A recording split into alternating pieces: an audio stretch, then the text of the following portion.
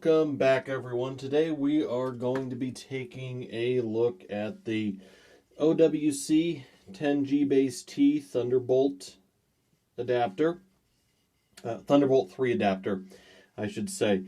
As I mentioned in the unboxing, this thing is basically a brick. We've got a Thunderbolt bridge chip internally with an Aquatina AQ107.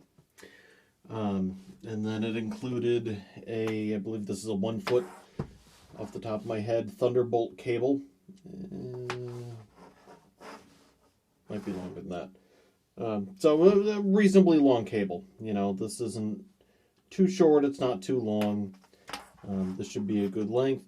I am going to mention that the cable that I'll be using to test this looks a little bit different than what I've used in the past.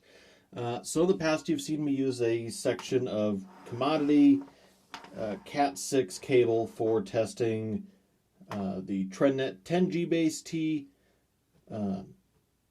PCI Express card, the 5GbaseT card that I tested from them. So we've used commodity Cat 6 before, and what happened was I went to test this with that cable a couple of days ago and got wildly inconsistent performance. Sometimes I'd get 9 point something, and then other times I'd get 2 gigs a second. And I thought, well, that's odd. Maybe there's something wrong with this, or maybe there's something wrong with the cable. So my quick sanity check was to go get one of the other adapters and find out that I was getting the same massively inconsistent performance in testing with the other adapters as well. So we've got a new cable. This is homemade. This is some quote-unquote Category 7, which doesn't really exist, with a 6A shielded terminal and a 6A cable on it, and it looks the same on the other end. And Cat 7 isn't really an approved standard. You get Cat 6A, and then that's the end of it.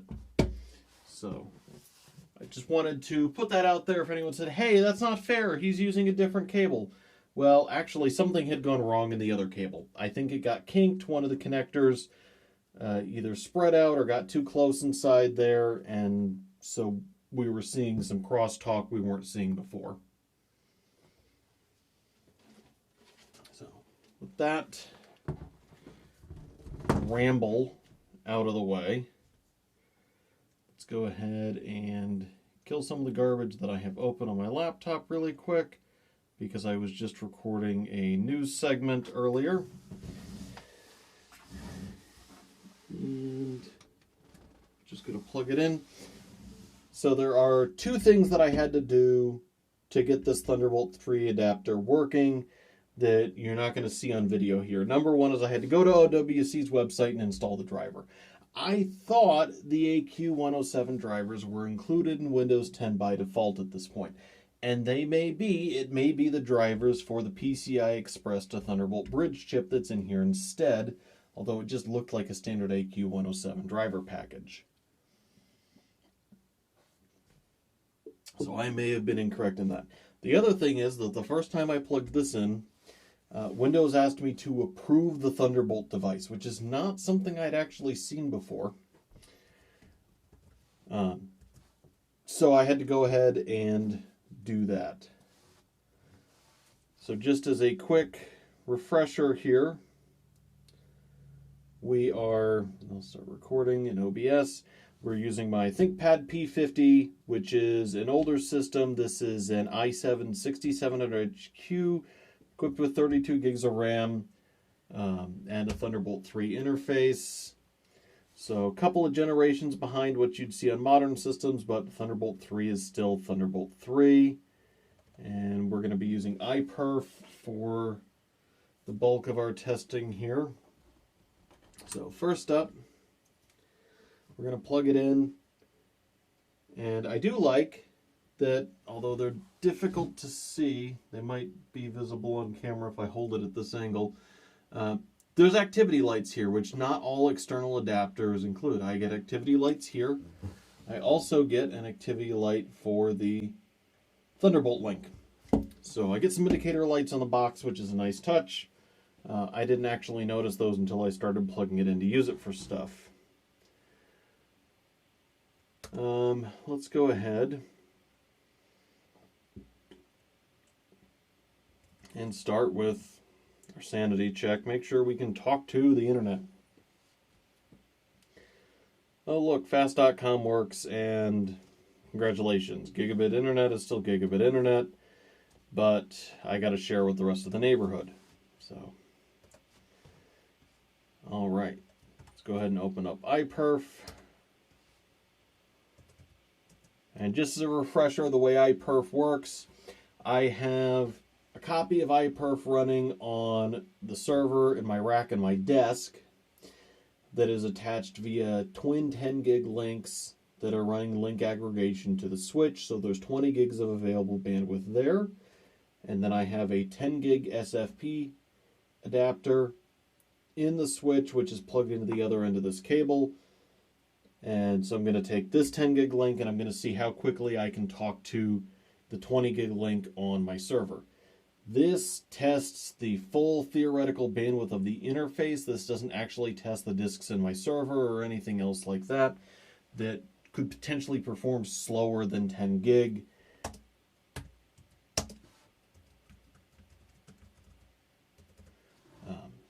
So we'll just fire this up. We'll do our single stream test by default, which we're seeing what we normally expect, about 4 gigs a second.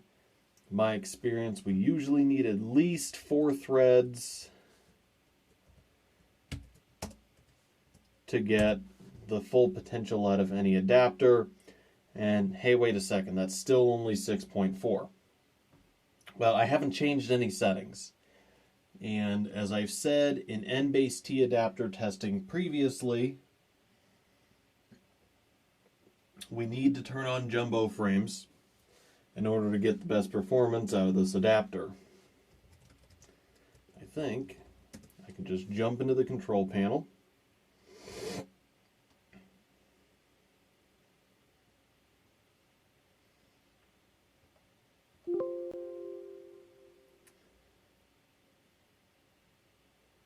And yep, there it is, Thunderbolt 3 to 10 gig adapter. So it definitely is some kind of special driver package that Windows 10 recognizes that it is an Aqua Tina driver, but it's not just a PCI Express device. So jumbo packet, they've got 16384 as an option. That's not one I see a whole ton, but we'll set it up to 9000. I also want to see, there's a power option that could cause performance adjustment as well. And yeah, okay, so I have it off by default. Thunderbolt 3 is PCI Express. Link state power management is supposed to control how many PCI Express lanes are connected to a device based on your current demand. Theoretically, that could play into the performance here. I usually default that to off in the Windows power settings when a device is attached to AC power, since it doesn't really do any good there. Alright, so we've reinitialized the adapter. We're going to run our test with a single link first, 4.48, 4.43. This is better than the USB 3 10GbaseT adapter that we reviewed from TrendNet, just on a single thread, and that was running full tilt with 4 threads. I mean, it should be. It's a more expensive device, and it's Thunderbolt instead of PCI, or sorry, it's Thunderbolt instead of USB. But it's good to see it do that. And 8.5. Okay. That's a little bit worse than I anticipated, knowing that this is a 10GbaseT device. That said, this is also my first time running an external 10GbaseT device. I'm not upset with these numbers. They're a bit lower than I'm used to seeing with an internal card, but there's going to be overhead for Thunderbolt. Now, let's go ahead and run this test again. since I'm having a hard time finding actual hard data numbers on the overhead for Thunderbolt 3, 8.3. So let's go ahead and run a longer test.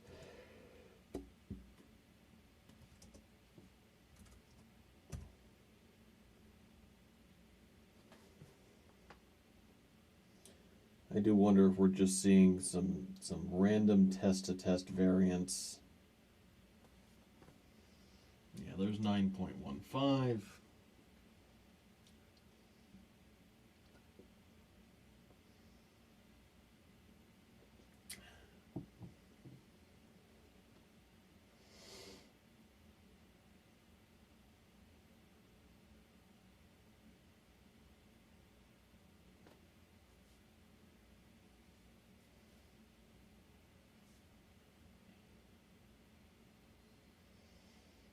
.32.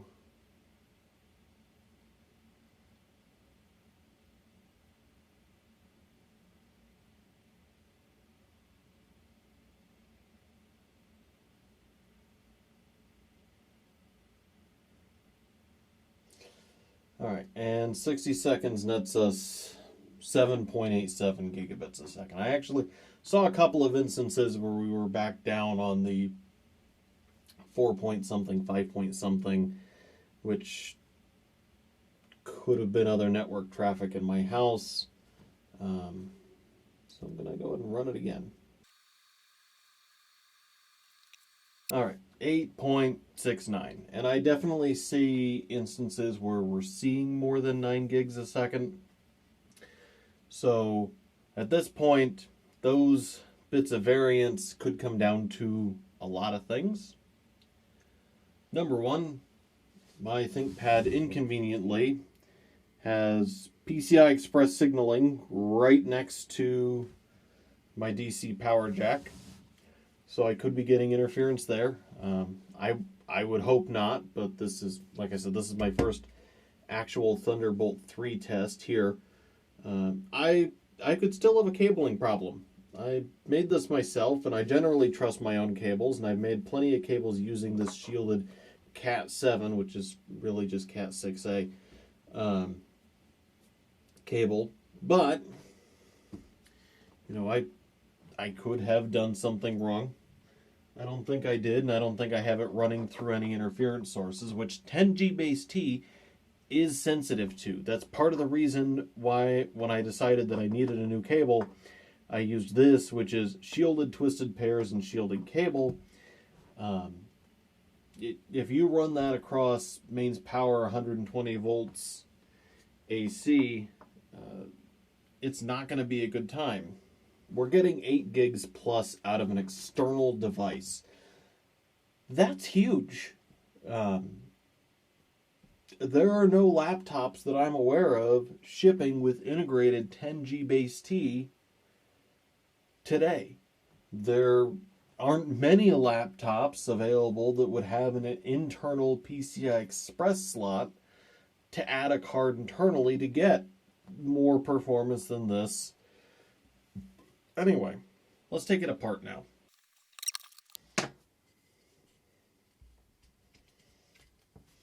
All right, so construction-wise, we've got 4 Torx screws there, 4 Torx screws there.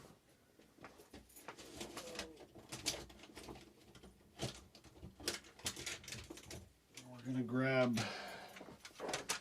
a little creation space kit here. And let's see, I think that's, are these T6? We're not T6. We are T5. Tiny 5. And these should be just pretty simple. I'm going to use that as a parts tray. Get that out of my way. Oop.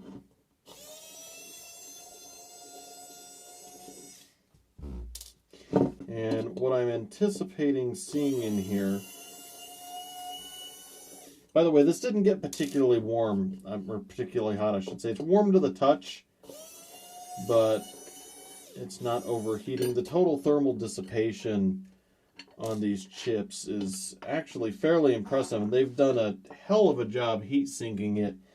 As we can see, we've got the external sink, and then we've got multiple folded in modules there. Does this slide out now?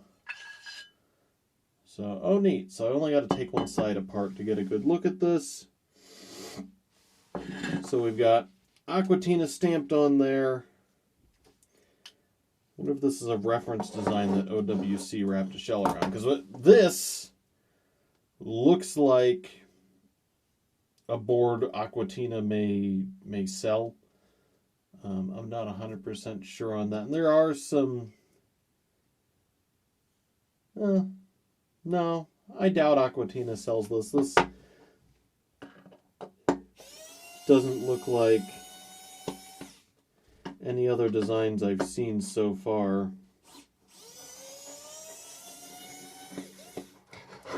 Alright, so this is actually much warmer.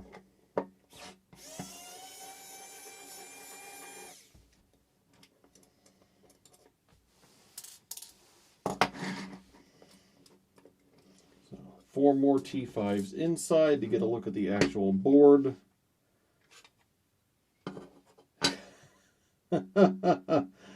So here's the underside of the board. We've got what looks like some power regulation filtering circuitry here. A small controller here that's probably a power regulator. And then we've got 1, 2, 3, 4 larger Torx screws. Let's see, T9. Not quite. Not a 10.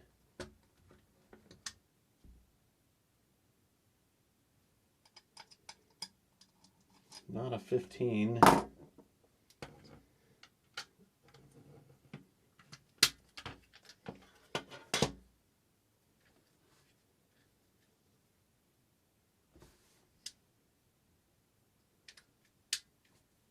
It's odd.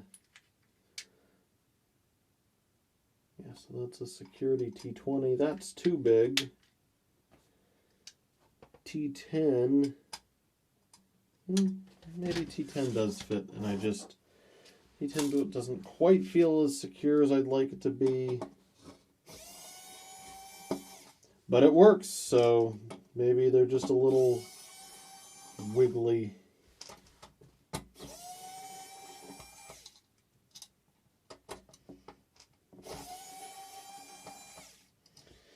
I'm expecting to see a thermal pad when I pop this apart. Yep. So we've got a little copper block and a thermal pad over the Aquatina controller itself. And let's very carefully reassemble this thermal pad.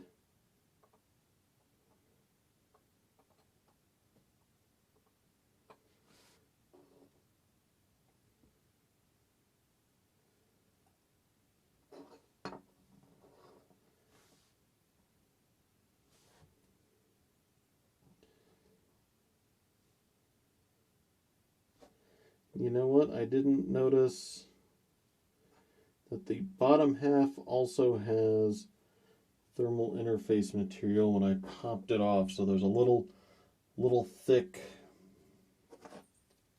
I don't know, 2mm thermal pad that was over some of the power management stuff. It looks like it. Oh, no, that's not focused on the power management at all. That is on the back side of the AQ107 to pull more heat out of the transceiver. So this Aquaton AQ107SB1C. And then this chip here is going to be our actual Thunderbolt controller, but I can't quite make it out. So let's go ahead and throw it under the Coolertron microscope. Alright, so this is an Intel Thunderbolt 3 controller. That is a JHL6540. And that makes this an Alpine Ridge controller. That is a dual port PCI Express Gen 3 with a 2.2 watt TDP. So, alright, so that's what goes into this. It looks like this was actually manufactured by Aikido for OWC, which I believe OWC owns Aikido. So, okay, so yes, OWC purchased Aikido back in January last year. I think we may have reported on that. So this looks like one of the products that would have come from that acquisition. And I wonder, yeah, so this device looks virtually identical to the Aikido T310G. That said, the Aikido model costs more than the OWC does. Good on them for leveraging that acquisition to bring some prices down and launch some new products. I'm going to go ahead and reassemble this really quick. And then we'll re-benchmark it really quick and make sure I didn't break anything.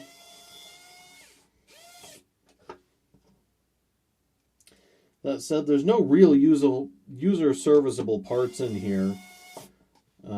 The AQ107 and the Thunderbolt 3 controller are both, what's the word I want to use here? They're both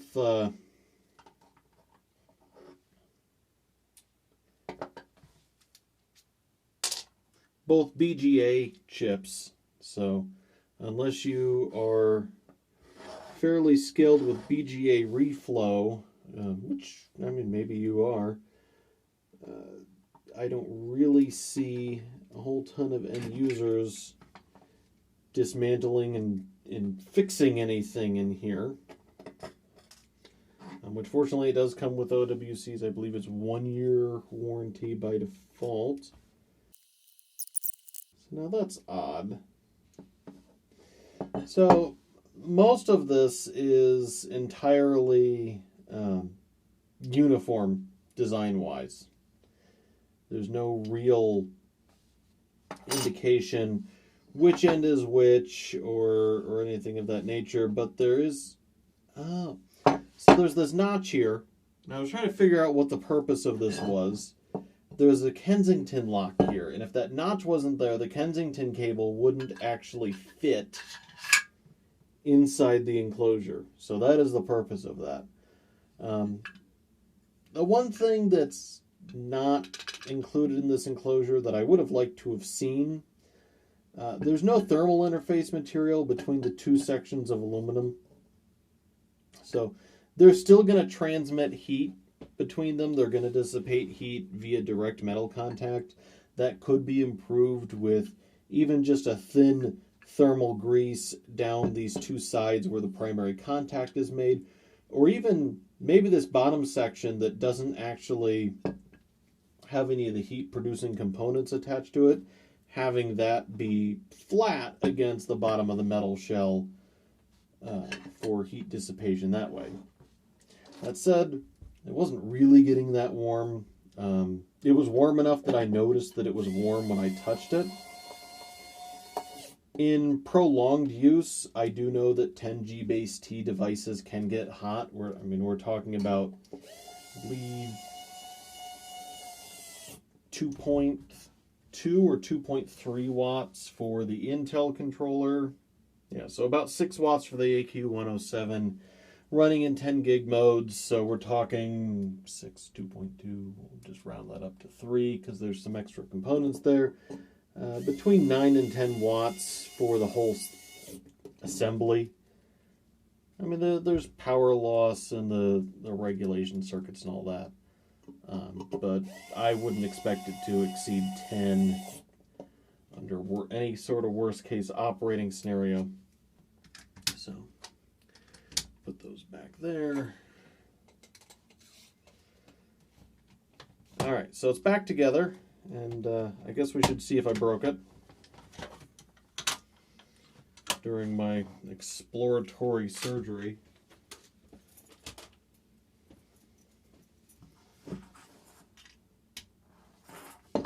Well, the plugs, I don't need that for now. That is just the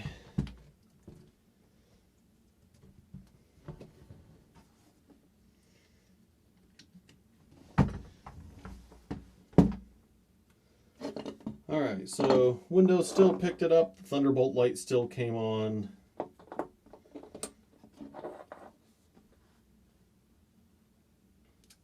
My network interface is still lighting up, and it still connects, and we'll just run a quick sanity check. We'll just run P4, we're not going to run it for the full minute, and that looks as good as it ever did.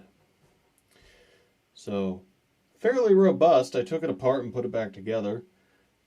Before I get too far ahead of myself, I do want to check one thing. I noted that there was a comment on the CPU load that was being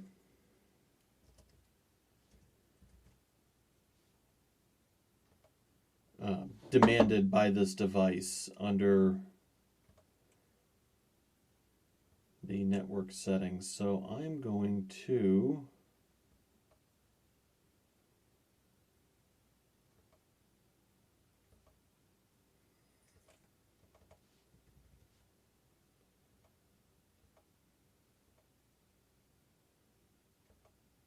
without OBS running, since I know OBS uses some of my CPU time,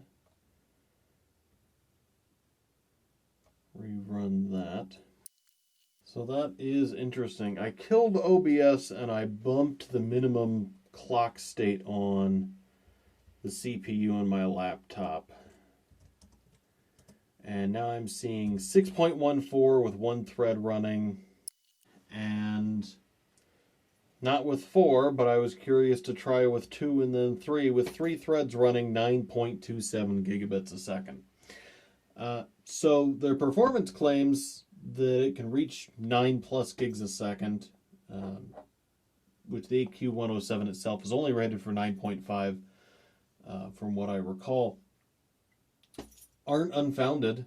Apparently OBS running was potentially causing some resource contention there and stopping my CPU from spinning up to the 3 gigahertz that it needed. That particular flaw isn't entirely unheard of. Multi-gigabit connections take more CPU time, especially on controllers like this that can't offload as much to hardware as, say, a Mellanox server controller that you would put in a rack mount system. So I'm fairly happy with that number, having done a little bit of tweaking. You know, we always give everything a fair shake and poke and prod at things. I think a modern system isn't going to see that problem. The 6700 HQ is a Skylake chip, but was one of the earlier Skylake chips and doesn't turbo nearly as high as some of the later models or have anywhere near the thread count. That's nothing to say of some of the Ryzen chips that are available today either. So for me to say that running OBS was holding my adapter back a little bit because there just wasn't the CPU time the way it needed it. Because something like this is a single-threaded, well, not when I run it as P3. I think PowerShell is still single-threaded though. But is typically a single-threaded process compared to having OBS running at the same time, my CPU is just not going to reach the same turbo bins. So let's do 2 more tests.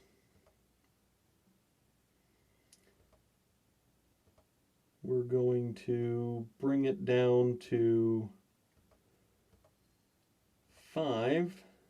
And we're going to run it with P4NC 4.929192, 4.91 gigabits a second as our average. Great. That's exactly what we want to see.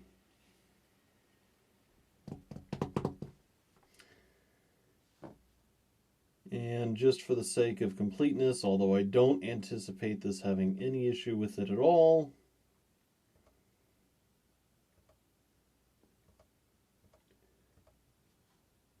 .5.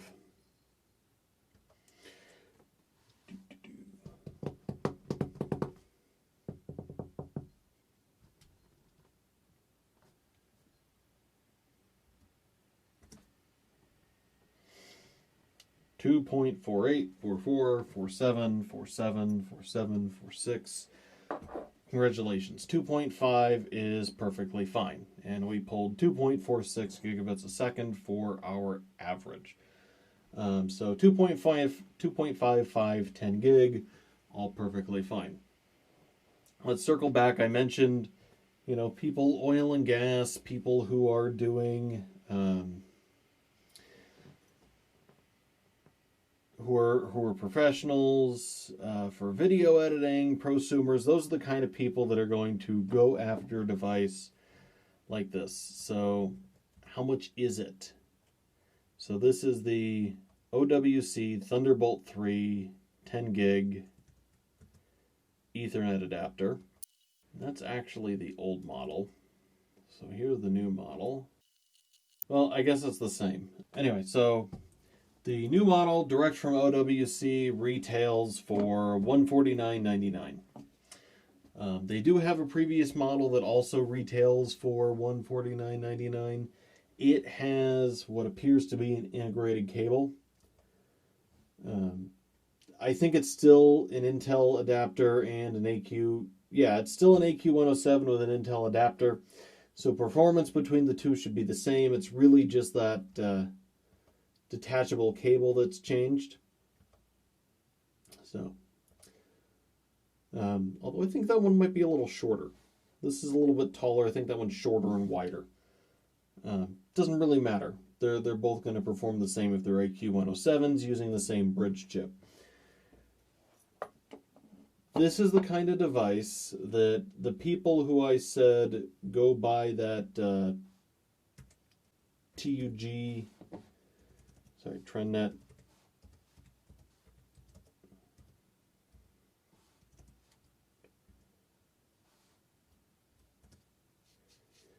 This is the kind of people who that USB-C 3.1 10GbaseT adapter when it was $90, which is not. I'll have a little news blurb about that later. At $90 for that, to say that this doubles your performance for, we'll say, another $60. If you're the kind of person that needed every single bit of performance you could get and you had a Thunderbolt port, this is the device to get. If you are the kind of person where 10 gig is a luxury, you know, you need faster than 1, but anything beyond that's really just going to be nice is a bonus. A 2.5 or a 5GbaseT adapter is going to be fine. This is going to be excess. Nice excess, but it's going to be excessive at $150. Now, there is one thing I will say for people who shouldn't buy this. If you are the type of person who needs more than just 10 gig Ethernet, and what I mean by that, you know, I've got a docking station for my P50 at the office that gives me Ethernet, gives me a bunch of USB 3, gives me audio, gives me a bunch of video outs as well. If you're the kind of person that wants a docking station this is not the device to get. This is just an Ethernet adapter. And you could buy a Thunderbolt 3 dock, and we've actually got one from OWC we're going to look at.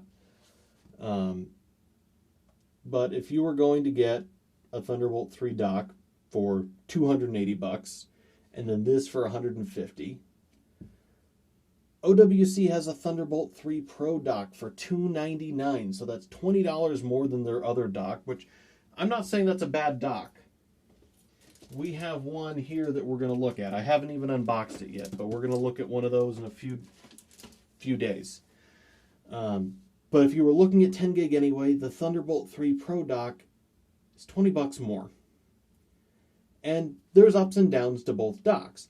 But if you're sitting there saying, well, I need Thunderbolt 3 for my dock, I want to charge my laptop with it, and I need 10 gig Ethernet. Yes, it's twice as much as this adapter, but if your 10 gig doesn't need to go with you, and if it stays at the desk, that is what you should be looking at. And there are going to be other Thunderbolt 3 docks from other vendors as well that include 10 gig Ethernet. I know Cable Matters is going to have one with 10 gig in a dock. Dell, Lenovo, I'm sure they're going to have some soon as more Thunderbolt 3 laptops ship. But they don't have them today, as far as I'm aware. So, short answer, if you need 10 gig, and when I say need it, I mean need it. At $150, this thing does everything it says on the label. If you aren't going to take it with you and it's going to sit somewhere at a desk at your office, at an media ingest station, something like that, some of the larger docks, the Thunderbolt 3 Pro dock from OWC as well, are going to be better values for your money. I do want to disclose, before we finish out here, OWC sent me this in for review. OWC is someone we've worked with before, and they send things in periodically. And OWC has never told us, hey, you can't publish that because you said something bad. So they sent it in. It shows up in retail packaging. They're not hand-picking something. But we've been working with OWC for a long time. They sent this in for review. So take that for what it's worth. They don't pay us anything. They just sent the product in. So that's the extent of any sponsorship OWC provides. With all that said, closing things out, it's pretty simple. If you need 10 gig and you want it in a portable form factor, you don't want one of the Thunderbolt 3 docks,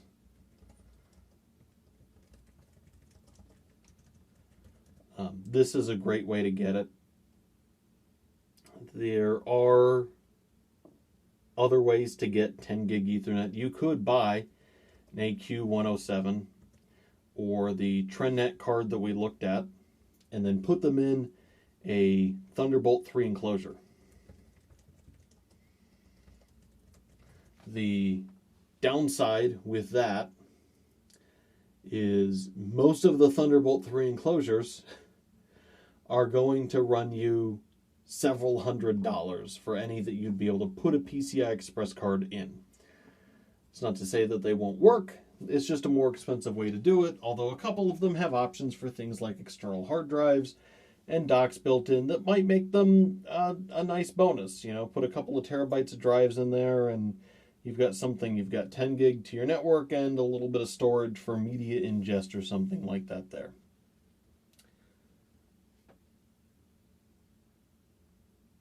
With all that said, I think I've rambled for long enough about this card. I am going to thank OWC for sending it in. Any products you see that we review by OWC are generally sent in for review. That said, they're not sponsored reviews. They don't pay us. They don't ask us to only say nice things. It's fair and unbiased. And I haven't had to yet, but if this thing was just terrible, I would be telling you so. And we've had OWC products we didn't really like before. In fact, I think the first OWC product we had, the Excelsior E2, had a very limited recommendability for anything. If you had a Mac and you needed some of its features, it was basically your only option. But otherwise, it just didn't perform any better than SATA drives we had looked at that point. So Pocketables is always as fair and unbiased as is physically possible. If you'd like to support Pocketables and can help us continue to be fair and unbiased and bring things in that aren't sent in from vendors, we do occasionally purchase products ourselves, although that usually comes out of my own pocket, unfortunately. You can help support us on Patreon. There'll be a link in the description below. If you enjoyed the theme music that you heard and our opening and closing credits, that was provided to us by Electrix. There is a link to his YouTube channel in the description below. Check it out. It's open source music. He's great to work with, so definitely worthwhile if you either like what you hear and just want to hear more, or need to do something that involves a little bit of musical talent. All that said, if there's any questions, if there's a test that I skipped, because this has been a bit of a long process, having to replace the cable. I ran some tests the other day and went, what the hell's wrong? And ended up having to replace the cable and may have missed something between that instance and today. Let me know in the comments below, and I will circle back around and fix it, either by just running it and dumping the information there, or following up with a new video as is appropriate. With all that said, thank you for watching.